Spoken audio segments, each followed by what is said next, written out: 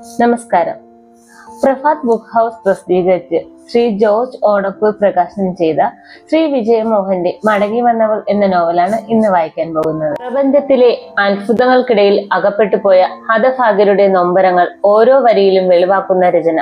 നിർമ്മിത ബുദ്ധിയാൽ ഡിജിറ്റൽ പുനർജന്മം സാധ്യമെന്ന മോഹിക്കുന്ന അപൂർവ ജീവിതങ്ങളും ഇതിൽ ഇഴചേരുന്നു.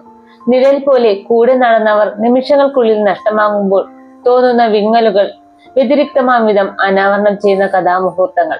കണ്ണീരിന്റെ നനവ് പറ്റിയ ഉൾത്തെടുപ്പുകൾ പേറുന്ന അസാധാരണമായ നോവൽ. ആമുഖം. സ്നേഹത്തിന്റെ വിലയും അതിന്റെ സ്വാദം സൗരഭ്യവും അറിയണമെങ്കിൽ സ്നേഹത്തിന്റെ നഷ്ടവും അതിന്റെ നീറ്റലും അറിയണം. സ്നേഹിച്ചു മതിയാകാതെ മടങ്ങിയ പ്രണയിനി ഭർത്തൃമതി മടങ്ങിയപ്പോൾ എങ്ങനെയായിരുന്നുവോ അതേ ആകൃതിയിലും പ്രകൃതിയിലും മടങ്ങി വന്നിരിക്കുന്നു. പരസ്പരം കണ്ടുമുട്ടിയിരിക്കുന്നു, തിരിച്ചറിഞ്ഞിരിക്കുന്നു. ഈ ഭൂമിയിൽ, ഈ പ്രപഞ്ചത്തിൽ എന്തെന്ത് അത്ഭുതങ്ങൾ സംഭവിച്ചിരിക്കുന്നു.